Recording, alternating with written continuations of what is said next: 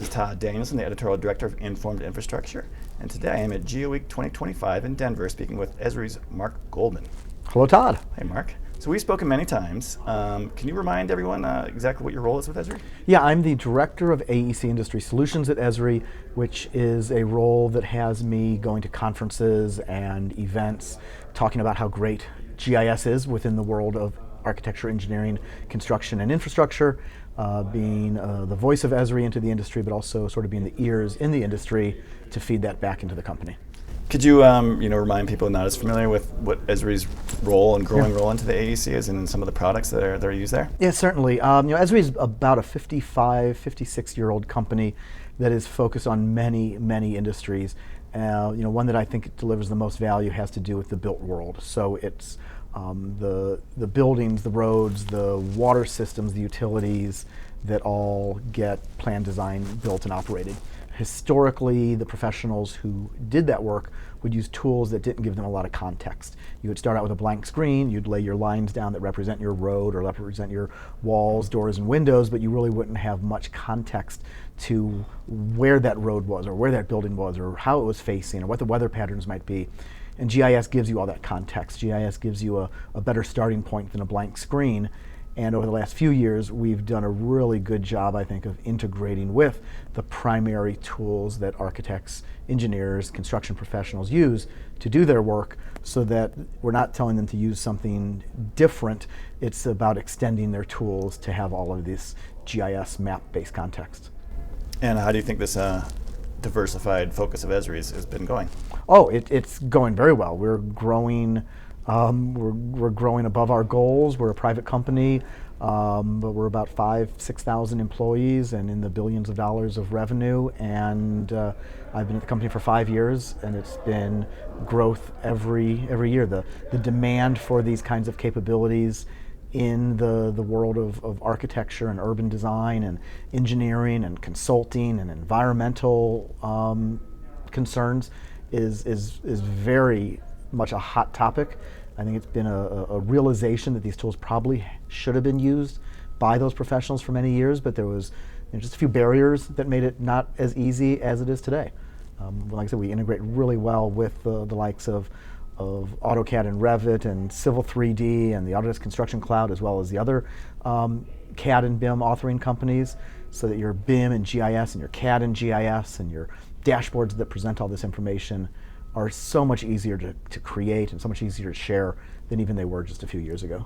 Well, at least they're better late than never, right? Yeah, exactly. Yeah, That's the best time to plant a tree is 20 years ago, and the second best time is right now. Right. Maybe not today here in Denver where it's 10 degrees. Yes, but, it's still a little cold today. So since we are at a conference, a GeoWeek conference, and this has a pretty large focus on kind of the reality capture sides of things, the various ways to measure and record things. How was Esri's exhibit and how the conference side of things adapt to this focus here? Yeah, this is an interesting show. 3 years ago, I think we had like a 10 by 10 or maybe a 10 by 20 with one or two kiosks, and the show had 400 or 500 people. And here we are 3 years later, and we've got, I think, a 20 by 30 booth. In our booth, we have Autodesk as one of our partners in our space. The show probably has got a couple thousand people and a few hundred exhibitors. So I think that it represents a couple things. The number of solutions that are imagery, reality capture, reality mapping oriented, both hardware and software, is just booming. Esri being an aggregator and a collector of lots of information types, including satellite image, fixed wing image, drone imagery, ground-based terrestrial scanned imagery. We're a great platform for organizing that and using it in context for infrastructure. So our presence has grown. The industry, it seems to be growing. The demand for higher quality, faster, more accurate, measurable imagery is just going up. So this is going to be, I think, a growth area for a few years. And how can you remind our audience of the civil and structural engineers how all those things can fit into what they're doing? Yeah, the idea of starting with a blank screen when you might be trying to decide where the next highway corridor should go, or what are the flood conditions of a particular area, so that you can plan your societal assets most appropriately. Where are populations currently, where are they moving? How is land use shifting at a meta scale, or even just even the scale of a campus? All of those capabilities, all those layers are part of GIS. And to have access to them and not use them in these very important engineering, civil, societal types of projects is almost malpractice to not consider these bits of information as you're making critical decisions.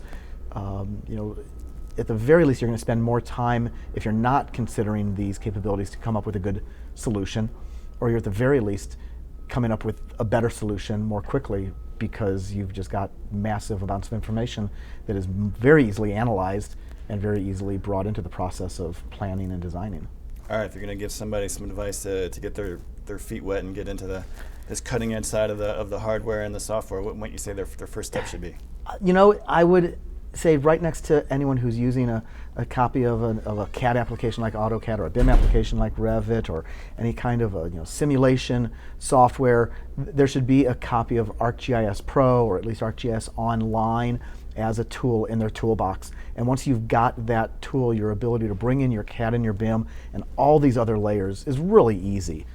We've got a library of content that we curate more so than create, called Living Atlas of the World, where a GIS user could go and perform a search and find the exact type of data they need: imagery, crowdsourced data, vector information, tree locations, large learning models to help them do AI against all of this.